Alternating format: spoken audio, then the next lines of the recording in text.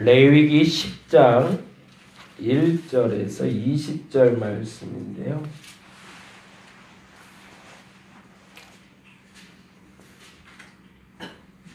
오늘은 9장 7절에서 10장 20절까지 보시면 되고요. 그 중에 10장 1절에서 20절 보겠습니다. 새해 인사 못 드렸네요. 새해 복 많이 받으세요. 새해 복 많이 받으세요. 네. 우리 식구들은 이제 인사했는데 우리 영범이하고 우리 김건선이 인사 못 드렸습니다. 예, 새해 복 많이 받으십시오. 네, 인사는 하고 살아야죠, 그죠? 그 하근수 목사님이라고 동탄 시온교회 목사님인데 정육점 아들 출신이세요. 그 우리말로 푸주간.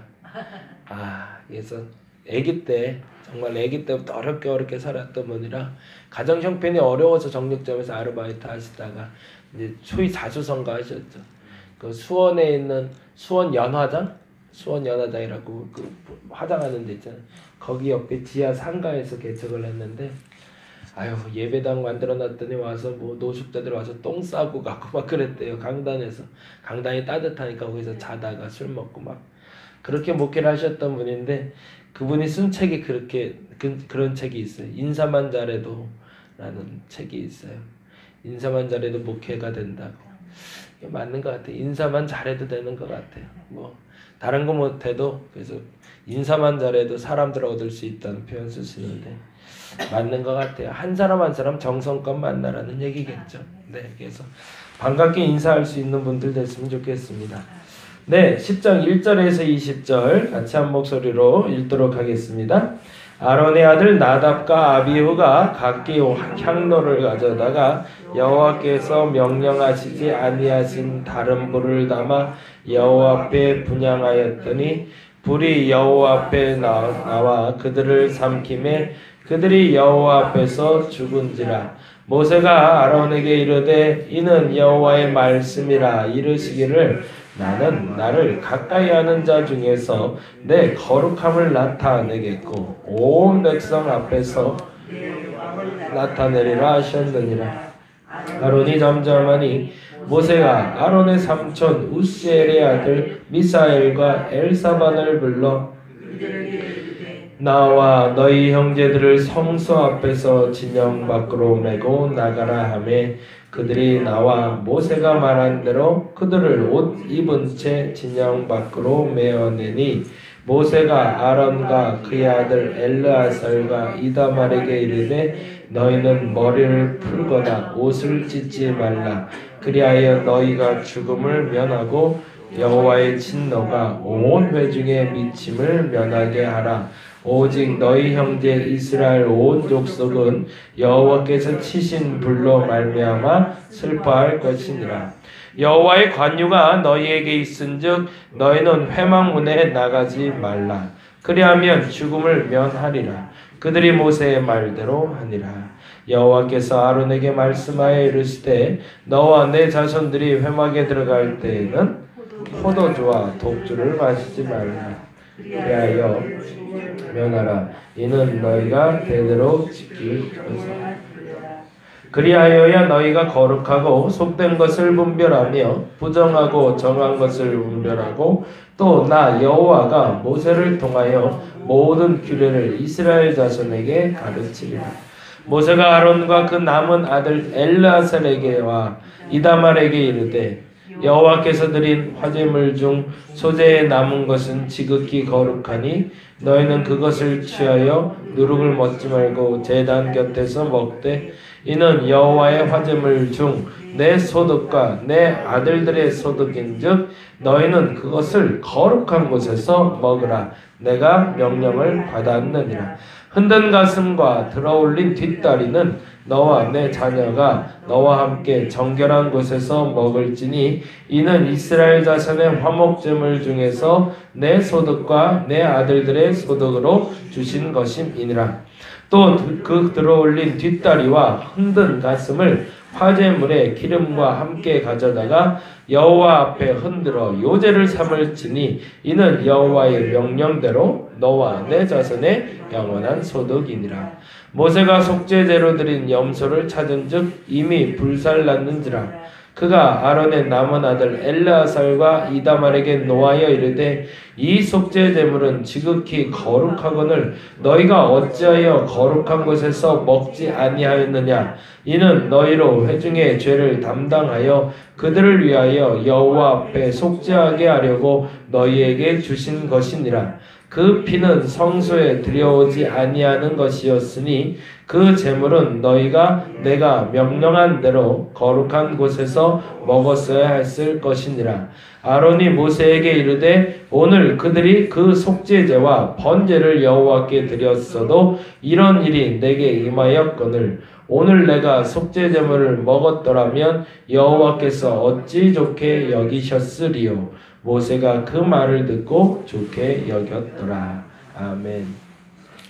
사건 사고가 없고 편하게 좀 진행되면 좋겠는데 첫 번째 예배 이후에도 문제가 발생합니다. 어제 말씀드렸던 게 이제 아론에 대한 이야기를 드렸는데요. 1인자로 살 수 있는 사람이라고 규정되어 있지는 않겠지만 성품적으로 리더의 자리를 지켜나가는 사람이 있고요. 성품적으로 2인자가 돼야 될 사람들이 있어요. 그러니까 섬기는 걸 잘하는 사람들이 있고 어쩔 수 없지만 조금 좀 불편해도 1등의 자리에 머물러야 될 사람들이 있습니다. 근데 이 1등의 자리에 있는 사람들은 사실은 100% 완벽하기 때문에 1등의 자리에 있는 것이 아니라 그렇죠? 선천적으로 그러한 성격을 타고났기 때문에 그 자리에 있는 거죠. 그러면 그래서 이 사람들에게 항상 2인자가 필요한 이유는 이 1인자를 도와주라고 있는 거죠. 아론의 역할은 형이었지만 장자였지만 차자인 모세를 돕는 역할이었습니다. 이게 우리가 잘 구별이 되어야 되는데 하나님이 장자를 택하신 이유는 장자가 특별해서가 아니라 이 영적인 장자는 리더의 역할을 하라는 것이고 교회도 마찬가지. 그래서 제가 지난번에도 말씀드렸지만 교회는 이끌어가는 사람도 물론 중요하지만 그 이끌어가는 사람의 모난 점을 스펀지처럼 품어줄 수 있는 사람이 더 필요합니다. 사실은 이 중간 역할을 해주는 사람이 없으면 교회는 오히려 다른 어떤 사회 조직보다도 무너지기 쉬운 조직체입니다. 왜냐하면 사람과 사람이 만나는 공동체이기 때문에 그래요. 이게 이왕이면 저희 교회는 이 두 번째 사람들이 많았으면 좋겠어요. 왜냐하면 세상에 상처받은 사람들이 너무 많아요. 아론이 이 역할을 너무너무 잘해왔어요. 그래서 나이 83세가 됐을 때 정확히 말하면 84세죠. 왜냐하면 83세에 출애굽을 했고 1년이 지난 후에 대제사장의 자리에 올라갔으니. 근데 이게 문제가 된 게 뭐냐면 평생 2인자로 살던 사람이 1인자의 자리로 올라간 거예요. 뭐 폄하하는 건 아니지만 강남에서 땅 때문에 갑자기 부자가 된 분들, 용인에도 요즘 가끔 그런 분들이 있던데 이제 땅이 개발되면서 농지가 갑자기 이제 도시화되면서 갑자기 그 부자가 되신 분들이 종종 있어요. 평생 농사만 짓다가. 그래서 뭐 가게들을 다 살펴보진 않았지만 제가 아는 한 분도 그 한 분만 참 그분은 복이에요. 그분은 예수 믿게 된 게 복인 것 같아요. 확실히. 그분 한 분만 건재하고요. 나머지는 다 알코올 중독에 다 이혼하고 그 많은 돈이 그들을 행복하게 해주지 못하더라고요. 돈은 넘치는데 그 감당할 수 없는 부가 그들을 괴롭게 만들었더라고요. 이게 쓸 줄 알 때 손에 쥐어지는 게 복입니다. 아론이 쓸 줄 알 때 쥐어졌어야 되는데 그나마 아론은 그의 태도를 그의 삶을 알았던 사람이기 때문에 19장을 이제 한번 나중에 보시면 좋겠지만 얼마나 두려운 마음으로 얼마나 긴장된 마음으로 첫 예배를 마치나 몰라요. 그리고 그 감격 가운데 하나님의 영광을 입고 나오는 장면이 9장에 나오는데 그 다음 장면이 바로 그 두 아들이 들어가는 장면입니다. 두 아들이 죽은 사건인데요. 어디서 죽었냐면 성소가 있고 지성소가 있다고 그랬잖아요. 그리고 지성소 안에 법궤가 있고 법궤 앞에 분향단이 있어요. 향을 피우게 되어 있는데 그 향을 끄게 하지 말라라는 그 분향단에 불 피우러 들어가다가 죽은 장면이 오늘 본문 얘기가 돼요. 그러니까 성소를 지나 지성소 안에 들어가서 지성소에서 불을 피우다가 일어난 사건이죠. 이게 보다 정확히 말하면 불을 피우다가 아마 그 불이 다른 데로 번졌던 것 같아요. 그러니까 이 불이 번지니까 놀래서 그 불을 어떻게 정리해 보고자 하다가 일이 더 크게 화근이 된 거죠. 그래서 그걸 정리하던 형제가 그 자리에서 즉사하게 된 사건. 그 사건이 바로 10장 1절부터 있는 사건인데 한번 보겠습니다. 10장 1절 말씀. 먼저 이거부터 보자. 9장 23절부터 보자. 22절부터 볼까요? 22절부터 봅니다. 22절, 9장 22절. 아론이 백성을 향하여 손을 들어 축복함으로 속죄제와 번제와 화목제를 마치고 내려오니라. 얼마나 감격스러웠을까요? 첫 예배예요, 첫 예배. 성막을 짓고서 첫 봉헌 예배를 드리면서 사실은 들어갔다가 이스라엘 백성들에게 죄가 있으면 내가 죽을 수도 있는 상황이에요. 그 첫 예배를 드디어 아론이 드리고 나오는데 속죄, 번제, 화목제 다 마쳤으니 얼마나 감사해요. 그래서 손을 들어 축복하는데 여기서 중요한 게 그 손을 들어 축복이라는 단어에 좀 동그라미를 해놓으세요. 이거는 특권이 아니다라고 적어놔주세요. 우리가 이 부분만 명확해도 사고치지 않습니다. 아론이 손을 들어 축복할 수 있는 건 특권이 부여됐다는 것이 아닙니다. 드디어 경계에 설 수 있는 사람이 되었다라는 얘기입니다. 무슨 말이냐면 1인자가 됐다고 착각하지 말라는 거예요. 절대 권력자가 됐다고 착각하지 말라는 거예요. 너에게 지금 절대 권력을 준 것이 아니라 모세와 같은 또 다른 경계인이 된 것이다. 사람들이 알지 못하는 그 또 다른 세상을 너에게 경험하게 해줘서 그 세계로 초대하는 사람을 만들어준 것 뿐이지 너에게 특별한 권세와 권한을 줘서 특별한 사람으로 삼은 것이 아니다.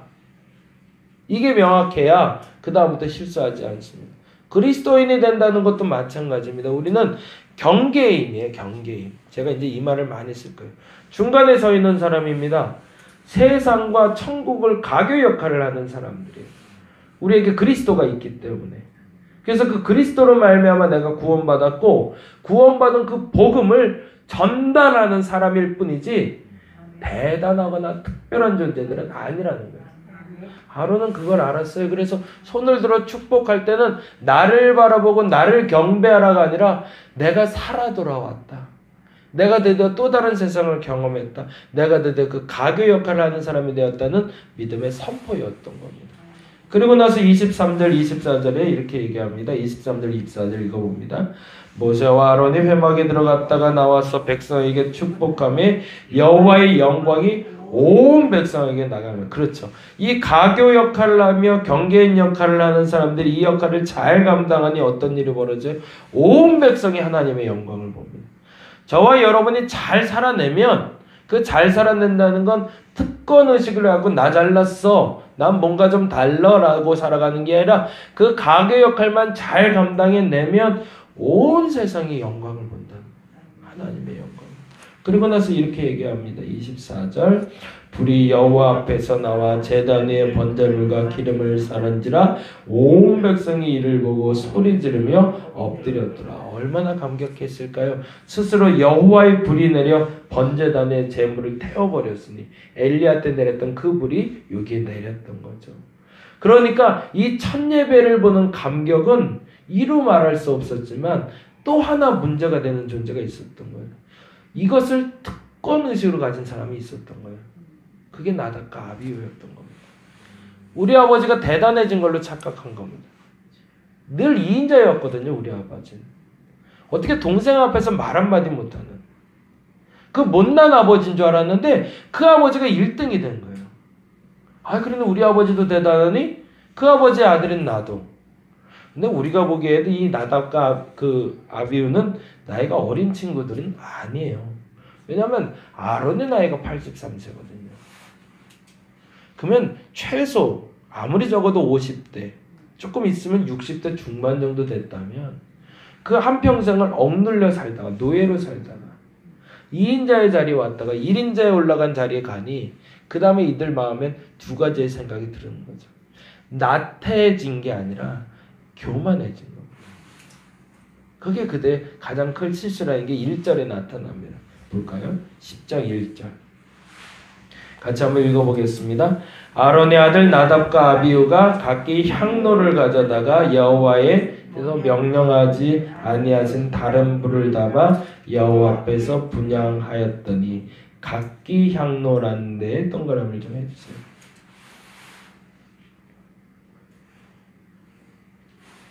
각기 향로라는 단어에 동그라미 한 이유는요. 나답이 따로 아비후가 따로 불을 갖고 들어갔다는 얘기예요. 그리고 또 하나 10장 9절 말씀 읽어보겠습니다. 10장 9절 같이 읽겠습니다. 시작. 너와 내 자손들이 회막에 들어갈 때는 포도주나 독주를 마시지 말라. 거기다가도 줄을 쳐놓죠. 설마 예배당 오면서 술 마시고 오시는 분들은 없겠지만 이들이 왜 만취되어 있었을까? 어제의 그 기쁨을 이기지 못했던 거죠. 우리 아버지 1등이야. 우리 아버지 최고 자리에 올라갔어. 이제 다 이룬 거죠. 근데 그 도취된 마음은 가지고 있었지만 그들이 해야 될 일은 알고 있었던 겁니다. 목적지가 있었죠. 분향을 해야 돼요.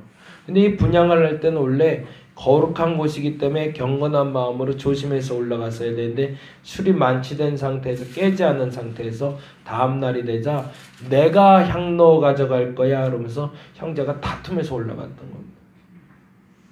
그러니까 나답과 아비후가 분향단에 분향할 불을 하나만 가지고 가도 위험할 상황에 술 취한 상태에서 각자 불을 가지고 올라갔으니 그러니 이게 사단을 안 낼 수가 없는 거죠. 그래서 1절에 아까 말씀드린 각기 향로가 문제가 되는 겁니다. 그 교만함이 서로 부딪혔던 거죠. 그게 하나가 되지 못했던 거예요.